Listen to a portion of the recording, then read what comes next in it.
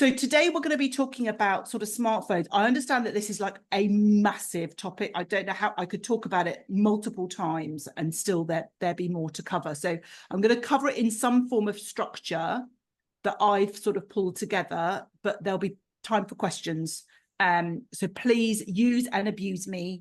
Ask me as much as you possibly can so that you can come away with as much as possible. I mean, in the blurb for the talk, there were just a couple of stats. I could bombard you with stats, but for me, that there's two particularly pertinent ones here. 97% of 12-year-olds have a smartphone. So if you are a 12 or a 13-year-old without a smartphone, you are in the tiny minority. And secondly, 60% of 8 to 12-year-olds are on platforms designed for 13 plus. So I understand this is a massive battle, and this is not about making any particular judgment, but it's about what do we do? And actually 30% of 8-year-olds have their own smartphone. So you can see the relative prevalence of this particular thing. So I want to kind of talk you through 4 main points in terms of questions that you might ask yourself as a parent. And then we can start looking at potentially what some of those solutions might be. And obviously, some of you are listening to this who may not have yet handed over a smartphone, but equally, some of you may well be listening to it and have handed one over and it's proving to be fabulous. Most of you, I suspect, who've handed one over are probably pulling your hair out and feeling like you wish you'd never done it. So we can kind of talk through some of the practical things that we can do. So the first question I think that we need to ask ourselves as parents, whether we have handed over a smartphone or whether we haven't handed over a smartphone, is simply, why does my child have or need a smartphone? And it seems like a bit of a stupid question, but most often than not, which is why we see the percentage at 97% around 12-year-olds, is that as a parent, typically, the transition has typically been, you're leaving year 6, you're going on to some form of senior school, whether that's in the independent sector or whether that's within the state sector. And I want you to have a device that allows you to keep in contact because I want to know that you are safe. That's been the typical transition. I'm a mother of a 21 and a nearly 25-year-old, and that was pretty much the transition for both of my children. However, what is happening now more and more so is I'm hearing from parents that are saying, actually, in my primary school, in year 3 and year 4, 70–80% of the classroom have their own smartphone. And now as a parent, I'm getting a huge amount of pressure to also do the same. But I think, so that's initially kind of the first question, because, and some of you may or may not be aware of the sort of the smartphone free childhood movement. Now, I'm not suggesting that they're scaremongering, but the data is inconclusive as to whether smartphones themselves and social media are causing the spike that we are seeing in terms of anxiety and low self-esteem. There is a relationship, but it doesn't mean that there's a cause and effect. It is part of a whole multitude of things that we need to look at as parents. So the first question is just simply that, because there are feature phones that can be an alternative if, as a parent, the purpose of our child getting a smartphone is actually around, I want to know they're safe. Does your child want a feature phone? 100% not, because their friends are not having those. However, if the smartphone-free childhood movement has taught us anything, it is actually how incredibly powerful we can be as a collective of parents when we make a choice to communicate with each other and make a decision. That's all well and good if you've got if you're listening to this and you've got a child in the primary sector. If you've got a child who's 13 or 14, it's a whole different ballgame. It's a very different transition. We go from being present at the school gates, knowing all of the other parents, to simply being this anonymous individual that's lucky if we even get recognized as so-and-so's parents. So that would be the first question. The second question is there use of the device, whether that's a smartphone or an iPad or other things, because part of this, we're talking about smartphones, but it's a broader issue. But is their use of it reasonably balanced? Because for me, the fundamentals I want you to, I guess, which is why I've you know, when I've been on media and talking about should we be banning smartphones and other things, my view is banning is not the way forward. Education is. For me, it's all about remembering our job as a parent is it's almost to reverse engineer. We're raising resilient adults. That's what we want, who can hold down a job, who can provide for themselves in whatever shape or form that might be. And technology, smartphones, devices is just a part of life. Banning it and then just simply assuming that once they hit 16, they're going to magically have all of the skills to self-regulate, I don't think is, I mean, it's la la land as far as I'm concerned. So actually what we have to do is much more about helping them become self-regulated. If you have a child with a smartphone and they are currently being reasonably regulated with it, or at least your conversations with them allow that to be pulled back in and reined back in reasonably regularly, then you probably don't have a huge issue, because fundamentally that's the end goal. What do I mean by reasonably regulated? This is all about, so we've all seen those videos that talk about, you know, you see a jar that's got big rocks, small rocks, little ones, and then sand. For me, it's about the device use is the sand. Does my child manage to do all of the important things? And we're going to look at some of those, some of what those might be in terms of when we see a negative impact. But are they basically holding down all of the things that would be reasonable to expect them at their particular age? So whether that's, if they're school age, are they getting their homework done? Okay. Yeah, we might be battling with them. They might not want to do it. That's a different question. But are they having time to decompress? Are they managing to spend some time with people? Are they getting the work that they're needing to get done? And we're not seeing any negative impact, which I'll talk about at the end. Then to me, that's reasonable use. So I'm not going to start saying to you at this age they should be spending this time on it, but it's simply, is it a tool as part of a balanced life? If it isn't, and basically every single day you're having arguments about them coming off it, or you're the kind of gatekeeper and they're constantly asking for it, then that's a different thing. So it's, why have they got it? Is it balanced? Number 3, I say this with love, are we modeling good device use? Now, this is quite a difficult one, because whilst we're not going to get into this whole discussion about working from home or not working from home, but in the past, we would have been around our children generally less in terms of them seeing us doing our work at home. So it can be quite difficult, as my children would often regale when I would say, like, "Oh, you're on your phone all the time." And I said, "Mum, you're always checking your work emails." So the question is, how are we modeling? Children are much more likely to do what they see than what we say. So how are we modeling our own device use? And part of that, I'm being really kind, maybe that you are genuinely 99% of the time checking your work emails. However, I suspect some of it is the death scroll that we all get into. Well, I don't, because I'm not on social platforms anymore, but that Instagram, or my rabbit hole is Amazon, deciding that I want to buy something. And then I research it somewhere else. And then, so it's how are we demonstrating that ability to self-regulate? And it is amazing when you really watch people, how often we use a device as a way of, I'm in a queue, I don't really know what to do and look at people, so I'll just go on my phone. I'm meeting someone in a coffee shop, they're not quite here yet, I think I'm going to check my phone.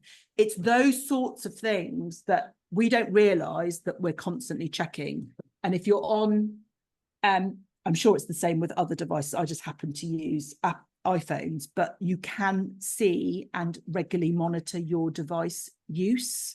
And I think that's a really great tool as a family. I'm a big fan of Sunday family meetings. They're not minuted, they're not, on pieces of paper with agenda, but just to check in.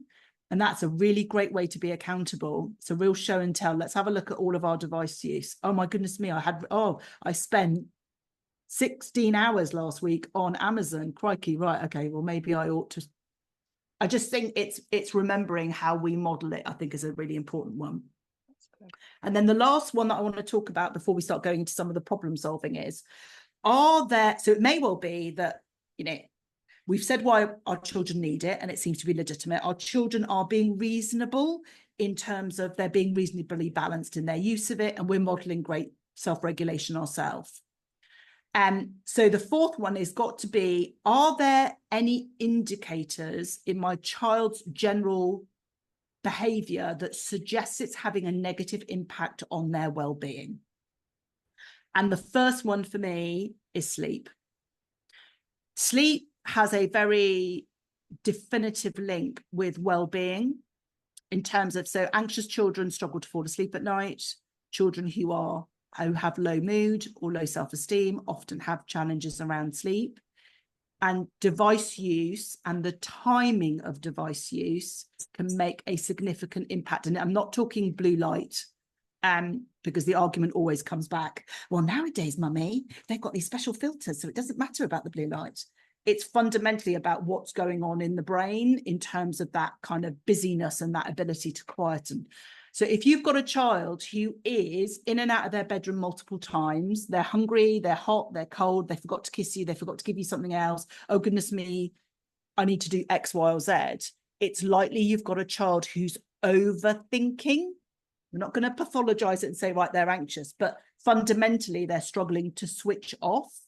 And if your child is using a device whenever they are stuck in moments, what they're not learning is to be able, we all have an internal dialogue. We're all having conversations in our head. You're having one now.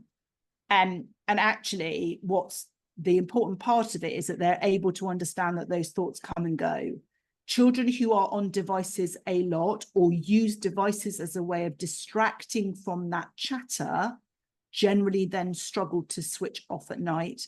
And certainly I'm hearing more and more instances of children, teenagers telling me that they need their phone in their bedroom, because that's their alarm clock. I remind them that there are devices that are called alarm clocks that don't need to be tech. And also they're using them as a way of being able to distract them to fall asleep. So if it's beginning to have a negative impact in terms of their sleep, if it's beginning to have a negative impact on their in-person interactions. I remember having a conversation with a bunch of teens at a school that I was in, and them admitting that there were 6 of them in one room.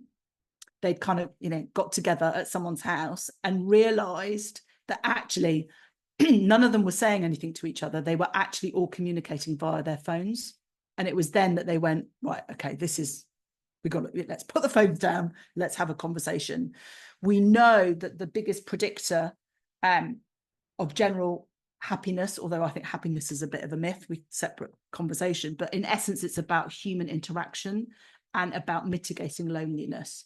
And so whilst our children may not say that they're lonely, it's that human connection. So if they're sleeping fine, but they're just not having these human connections, that is part of that. As part of that social endorphins and that social communication and that building of that self-esteem and those friendships that make a big impact.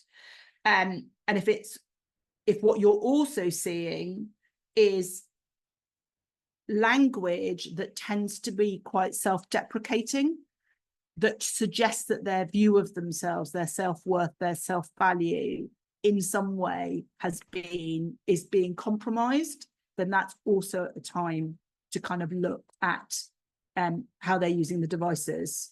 And for me, it's about timing. If they're managing to regulate how they're using it, it is about timing.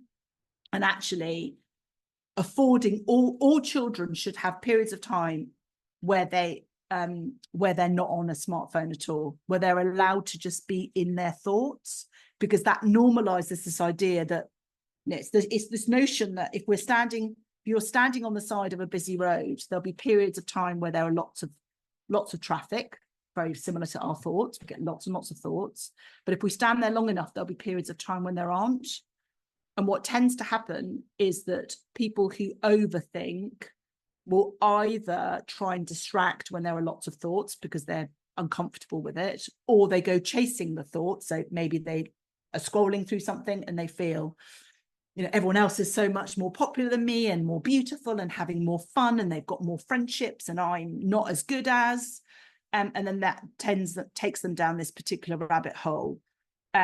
So those are kind of just the general things. What can we do as parents? Well, I think if you are in the very fortunate position of having not yet handed over a device, then I typically use a language around, I mean, you can use this language equally if you have parted with it, but I tend to like language around with age comes privilege, and with privilege comes responsibility.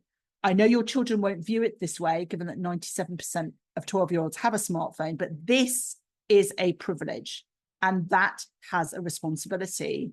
And the minute before we hand these over, if we're really clear what that responsibility is, and that responsibility, in my view, should be some basic ground rules. I don't believe devices should be in anyone's bedroom unless you have a job that means that you are on call. And that I mean that for parents, I mean that for children. It's not good sleep hygiene. If you see a sleep specialist, the first thing they're going to tell you is get all devices out of bedrooms. So that's a responsibility. So it's about this is the responsibility. And as a parent, as your parent, my job is to keep you safe. And that is helping you manage things that are good for you. And you know, this is a privilege, you get to have one, but the responsibilities are, and if you don't demonstrate that you are responsible in those areas, then we have to reconsider how that privilege is exercised. So I think if you're in that fortunate position, you can be really clear about that. And then whatever the guardrails are going to be within your home, expect your children to overindulge when they first get it. That's a normal part of it. But our role is always to keep those guardrails in place. It won't make you popular. They are going to hate you. They are going to say you're the worst parent in the whole wide world, and that all of their friends have their phones in their bedroom and they're allowed to be messaging until midnight. And you're just really awful and their life is never going to, you know, they will do all of that. But trust me, I'm a doctor. It does get better. They will genuinely, both of my children, bless them, have actually both said when they have children, because they're out the other side, they are never letting them have an iPhone, have a smartphone. I don't think that'll be the case. If, however, you have already given a smartphone and you are battling, and we can talk about some very specifics if people have got very specific questions, then it's about taking one step at a time. If you feel that you have lost total control, your children have got their phones in their bedrooms, and I've spoken to parents where it's just like, literally, I've tried to take the phone off them and they're just not letting, you know, it's got so far down the line that it feels like your child is completely in control. I think it's about, I'm not a big fan of authoritarian parenting. I don't think it works. I think it's much better to begin that conversation around, look, I think the use of smartphones at home has just got out of control, and I accept that I've been part of that, in not being really clear and setting really clear boundaries, and maybe I'm on my phone a lot. So I'm just saying that we need to, as a family, find some solutions to this, because phones are in bedrooms and we're on them all of the time. Whatever it might be, is be honest about where you are. Be honest that you don't know what that solution is. Be honest that you want to work collaboratively. But what I would say is be clear that fundamentally you are the parent. Your role is to help keep them safe, and you pay the bill for that mobile phone. So it's about trying to it's not about threatening. It's not about saying, I'm going to pull the plug, but it is about, we need to find some better way of managing this, because at the moment it's causing whatever the issues might be in your particular home. And actually, we can either work through this collaboratively and problem solve, or if we can't, then I as your parent, who is very, you know, where it's really important for me to do the right thing to help you, I will then run out of options. And then the final option is that I just simply, the contract doesn't get renewed, the direct debit doesn't get paid, whatever it might be. I think it's much more about trying to work collaboratively. But I do think you mustn't be, I think sometimes as parents, where there's a fear that and it's not necessarily even about our children hating us, because I think we can sort of cope with that a little bit, but it's that fear that in some ways, because we're taking away the phone or we're taking away their ability to communicate with their friends, that's then going to become a real challenge for them socially, and amongst their peers, that's then going to be the issue. I think if you've got children in primary school, it is much easier to then connect with other parents and have those conversations. I think with secondary school children, it is more difficult, and it can feel much more isolating if you are that one parent, or feel like you're that one parent that is trying to regulate. But trust me, this is a subject, just, testament to the number of you that happen to be here in your lunch hours, is testament to the fact that this is a common issue. And so other parents will be very thankful if you're putting in guardrails and boundaries that's also happening, that then helps them feel empowered that they can do the same. I'm going to stop there because I'm conscious that there could be all sorts of questions, and I think that's broad enough to cover most things, and then I can get super specific. Thank you so much, Maryhan. That's brilliant. Has anyone got any questions to start with? I've got one. If happy to go first. I'm afraid, because whatever your question is, I can trust you. 99% the other people are going to have exactly the same. So you mentioned about those social endorphins that you get from interacting with other people. Do you think that actually sometimes kids nowadays are starting to get those endorphins from social media and being on their phones, and that's sort of starting to replace their desire or their need for those in-person interactions? And that's kind of what you were saying about everyone sitting around texting each other instead of talking. Do you think that's actually, they're starting to see that as something that's more important, that's more validating to be liked online than in person? I think so. I think that there's definitely something within it, which is why we see, I can't remember the stats off the top of my head, but we've seen scenarios where I can't remember the exact stats of children behaving pretty much with their smartphones in an addictive manner. Because it's that the challenge that we've got is that as human beings, we crave novelty and we crave being affirmed.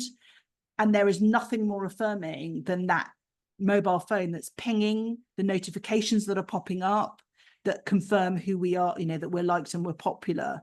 And I don't have an issue with that within a moderation, but what we're seeing is more and more children and teens being defined in that way. And I'm not going to bang on about, in the good old days, we used to come home from school and we couldn't contact our friends, and because that's not the day. We're not living like that. That it's just not helpful in lots of ways.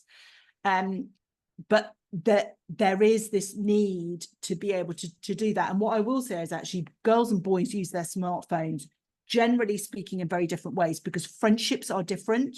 So girls broadly use their devices because girls, in terms of friendships, crave a sharing of secrets and vulnerability. It's all about, I'll tell you stuff about me, you tell me stuff about you.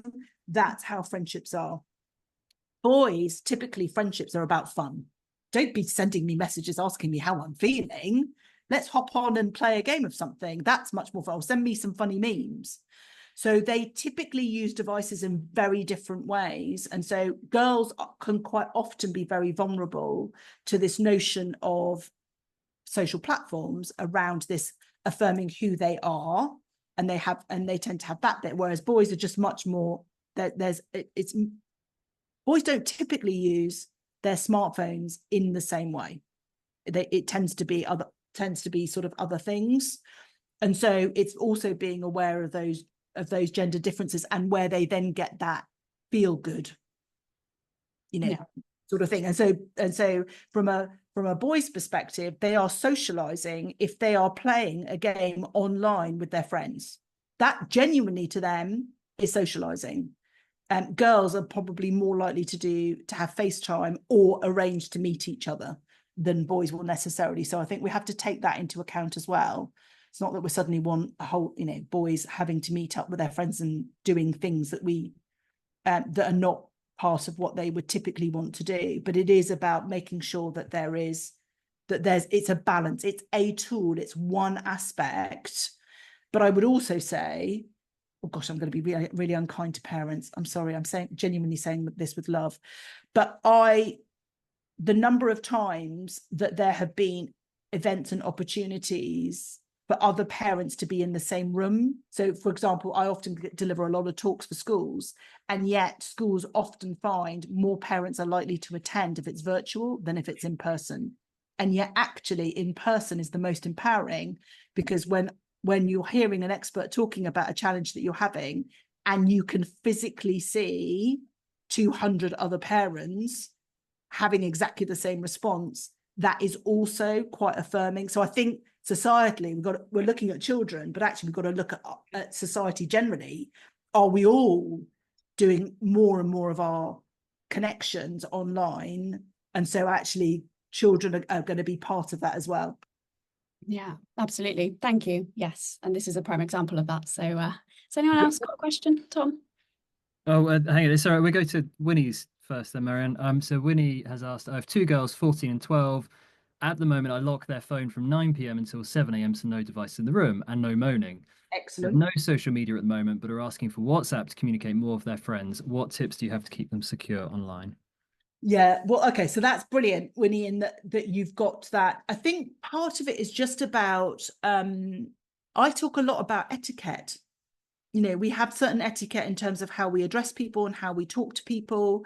And it's about having some of those conversations around the differences that digital devices provide. So, for example, we know that when we are communicating with someone face to face, we have all of the other signals, don't we, in terms of their body language, in terms of their eye contact, that tells us a little bit more about the subtleties of the communication. When we are communicating via email or WhatsApp or social platforms, we lose that. And so there is some ambiguity in the message. So you know, we all know that. So, you know, people put capitals. Does that mean it's shouting?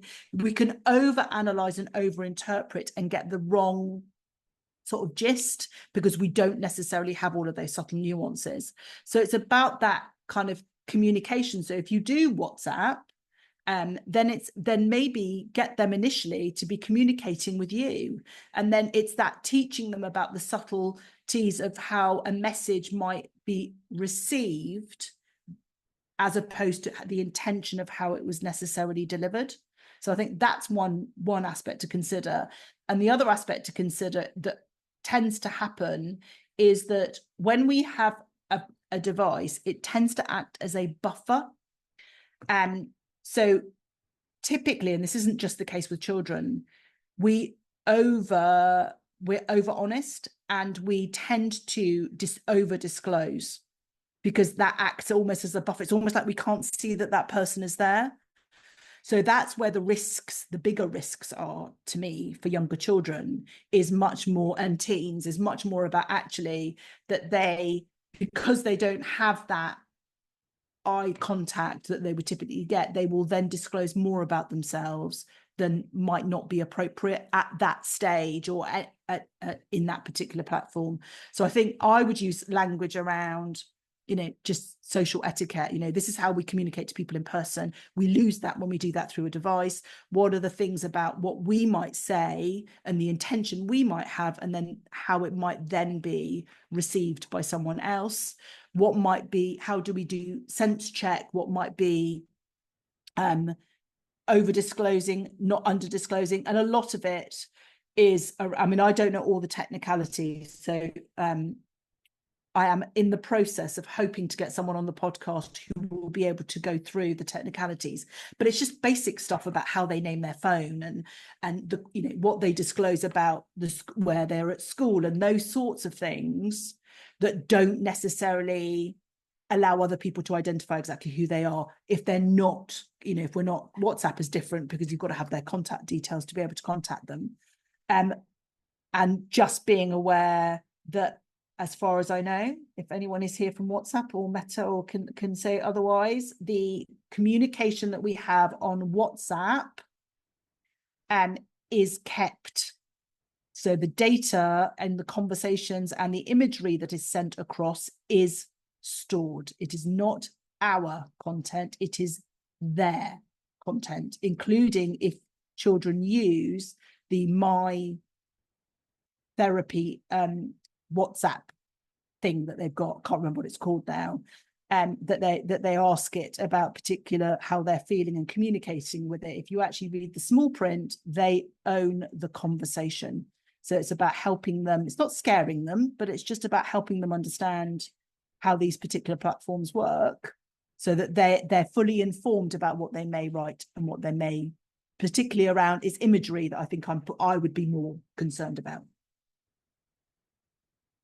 Thank you, Dr. Maryhan. Respectful of people's time, so I appreciate people are giving up lunch hours. So maybe like one or two more questions if people have them, but I have one while people type the final ones, which is, you mentioned around like self-monitoring, and I'm really guilty of this, right? And with my kids around too, like filling the void and the emptiness with just picking up the phone and just saying, I wonder if, or I wonder what's happening.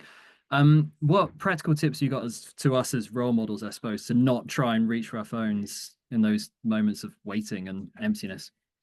Put them away, as in physically have some distance from you, distance. So a couple of things, I think, definitely carving out device-free, no device time. So meal times, all devices get put on the side, for example. So there's some certain things you can do, you know, whether you do a family movie night on a Friday night, devices. I think it's physical. If they are not near you, you don't typically get up. So I think where there's a bit of resistance, so you have to get up in order to go and get it. So I think keeping it at a distance from yourself, I think is a really helpful thing, as is just regularly tracking it, so that you constantly remind yourself about how often that you're doing it. But I think the easiest way genuinely is to physically have it away from you, or even they're so clever now, you can disable certain things so that you physically have to take more of an effort to put it back on, in terms of things like do not disturbs and other things. So I think where you make it create some natural resistance that you have to overcome in order to do it, so that at least gives you or you can do the whole sort of 10 seconds that you have to count to 10 before you can get up, or that you can pick it up. Sure. So treating it as if like any other habit or any other thing you're trying to ingrain or get rid of as a poor habit.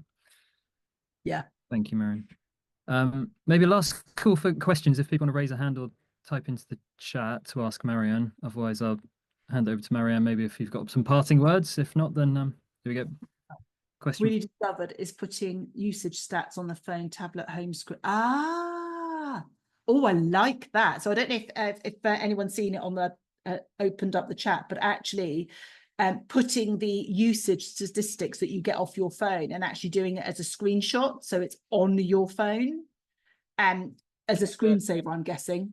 No, that was hello, that was me. And we recently discovered this at the weekend. Your mobile operating system may vary, but on my home screen, I unlock it and I've got a little widget here that just says these are the apps I've used today for how many minutes. Oh my God. And so that's one of the widget ones. Brilliant. Yeah, you just create, I can't remember what it's called, but it's not easy to find. So it's not hard to find, rather. So it puts it right in front of you. It might not change your behavior, but it removes a barrier to knowing what it is. I love that. Yeah, and that will update, obviously, and that's telling you each day. It just refreshes every day. So at the start of the day, it's like 0 minutes, and yeah. I think we're all going to be going on our phones after this, trying to put it on ours. I think that's brilliant, because again, it's that whole reminder. And if our children, I mean, I remember having this with my youngest, who has been particularly bad at her mobile phone usage. And actually, when we were then starting to track it regularly, she was genuinely, I mean, it's not about shaming them, but she was horrified, because of course she hadn't, each time you pick it up and you're on a little bit, you don't realize, but it's that cumulative impact. So actually having that front and center all of the time makes such a difference. Thanks for sharing, Christopher. Well, look, thank you everyone for joining. Oh, they've got another question. Helen, please. Hi, sorry to jump in so late. I've got a son who's about to turn 12 in a couple of days, and we've been very sort of reticent to give him a mobile phone, but obviously a lot of his friends have them. they're on social media way too young, etc., etc. And we had a situation just before the summer holidays where he had acquired my husband's old device and downloaded Snapchat on it, and he had it under his bed charging. We didn't find it for about 10 days. So obviously we're holding off. We've kind of got a little bit of ammunition there to hold off even longer. But is there sort of a middle ground? Is there sort of a device that doesn't have all the sort of, apps and those kind of things that might sort of scratch the itch?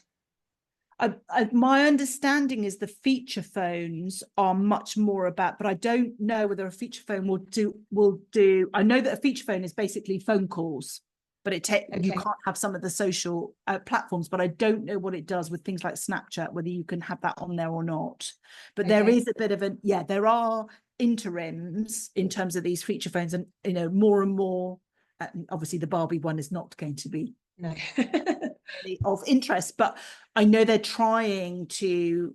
I wish they'd get on. I can't believe that there aren't any tech companies out there with phones doing a decent job of this, because there's clearly a massive demand. If someone could come up with it, I'm sure parents would be in their droves buying it. But with the feature phones, that's the whole idea, is that they can contact you. They've got some functionality, but not the full range.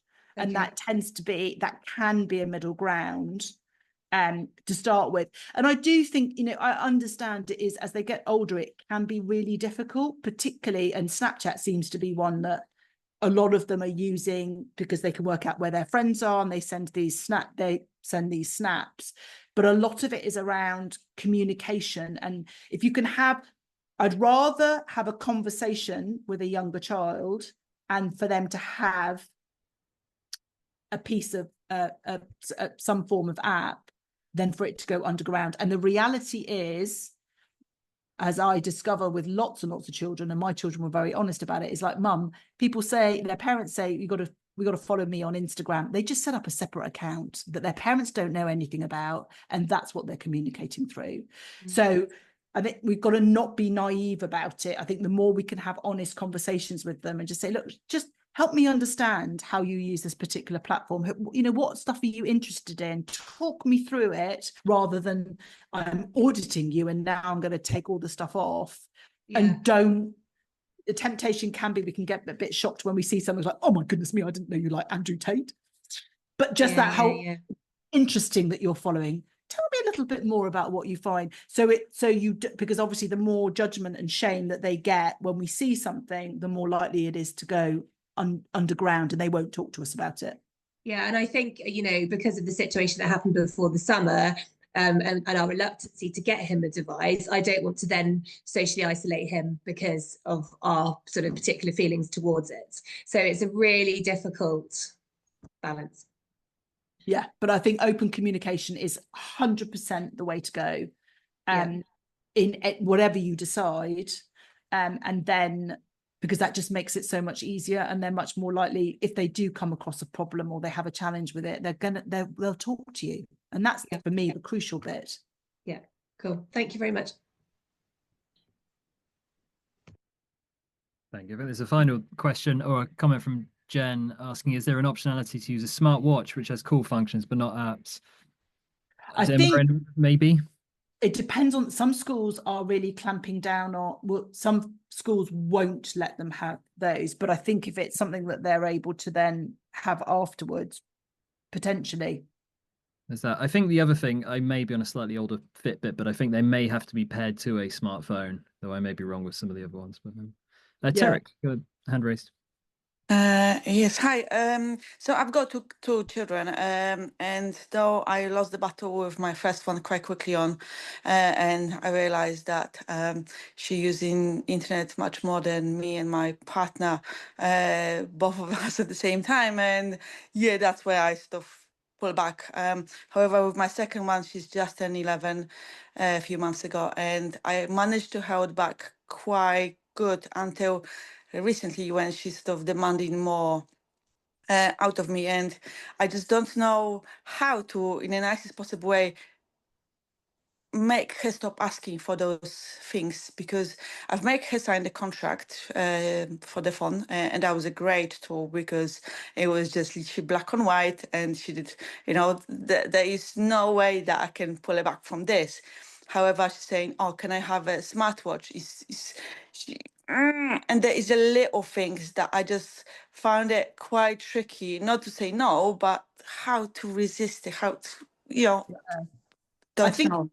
maybe it's about having those conversations about why. I suspect the things with the smartwatches is that because so many of us, I mean, I've got one on, so many of us have them, and they're seeing more and more children are in schools with Apple Watches and smartwatches. So I think that there's an element of that peer thing that's happening. I would just have conversation. I'm a big fan about things not being specific to age but stage. So much more around, help me understand why you want that particular phone. What functionality do you think it gives you? How would you use it? Why do you want it? And then it's about actually, great that you've done the contract. So you then have a conversation around, actually, in order for me to make a decision that says that you can have X or Y, I need you to demonstrate certain skills that would make me feel comfortable that if you had those things that you could self-regulate. So I would want to see a demonstration of X, Y, and Z. So that's not, it doesn't then become a, if you do this, I'm going to reward you with that, but much more, it's a skill. So show me that you're able to manage your current workload. And I'm guessing if she's 11, there's a transition happening to secondary school. Yes. So demonstrate to me that you can manage this new increased workload in an environment that's going to be much more stressful. And then we can have a conversation. But it becomes about skills rather than the thing. Thank you, Dr. Maryhan. Thank you, everyone, for joining, asking questions.